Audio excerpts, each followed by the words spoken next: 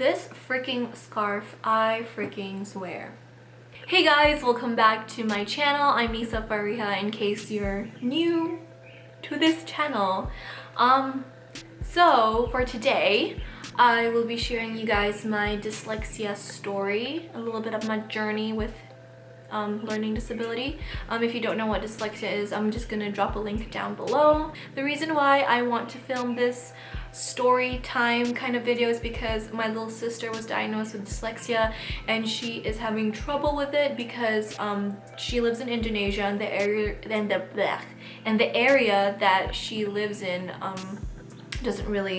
they're not really familiar with dyslexia, so I just thought I should just film this video for her.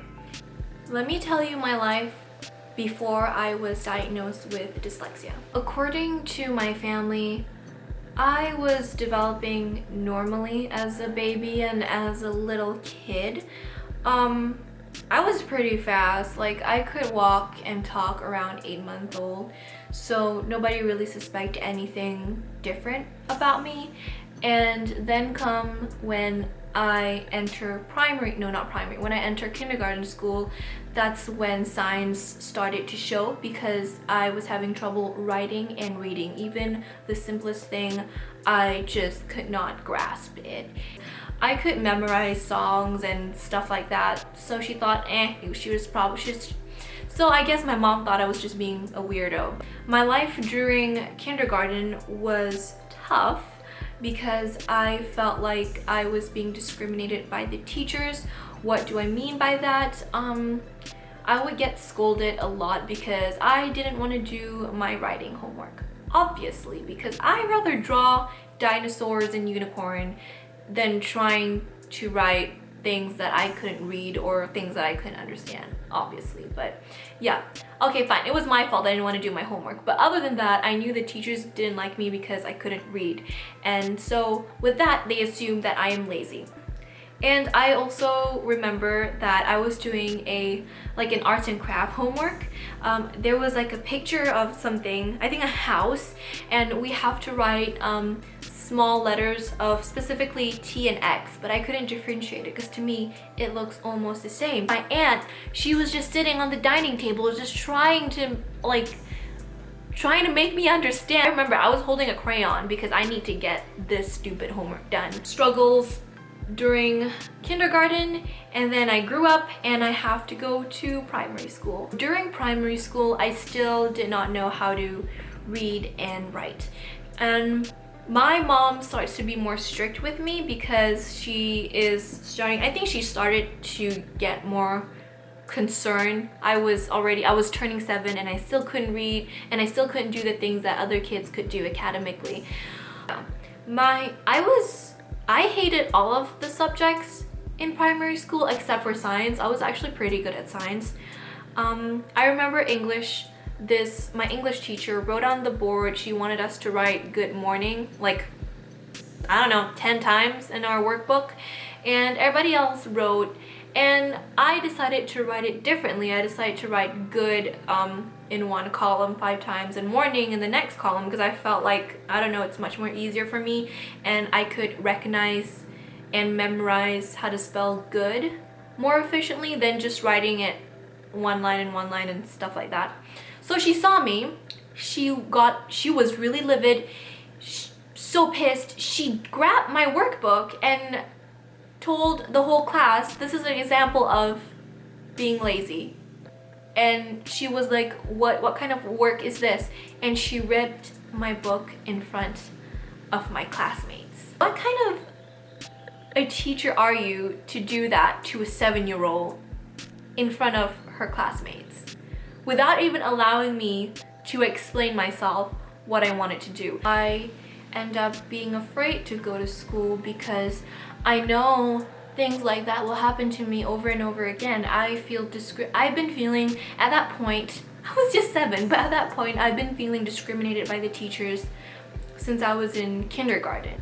So yeah, the thing about me is I didn't tell my parents what was going on, how they treated me in school, because I was never the person who wanted someone else to back me up or defend me.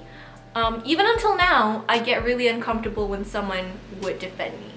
I appreciate it, but I get really uncomfortable because I've been emotionally independent like for a pretty long time. I had crazy bad grades, and at this time my mom just wanted me to attend school. And I remember her looking at me and asking me, what is wrong? Is it because you didn't finish your homework? It's okay, just tell me what's up.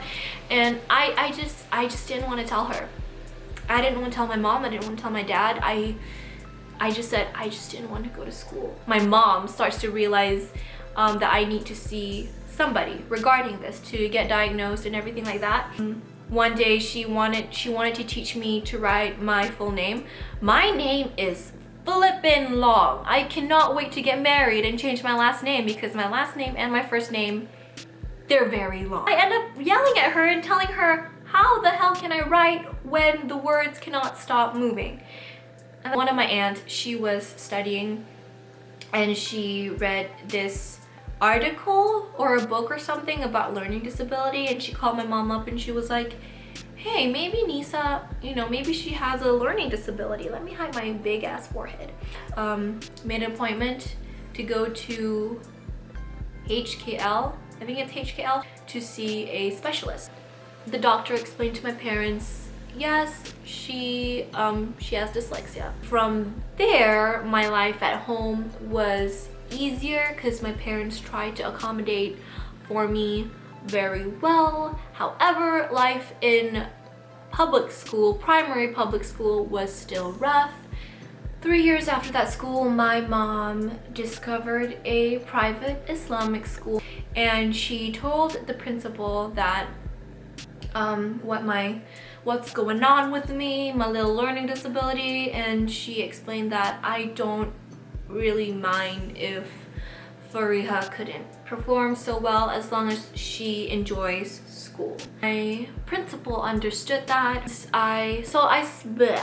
So the next year came along and I was 9.5 to 10. It was year 4, and I started enjoying school because I really genuinely liked the people there. So that's when I started to love writing.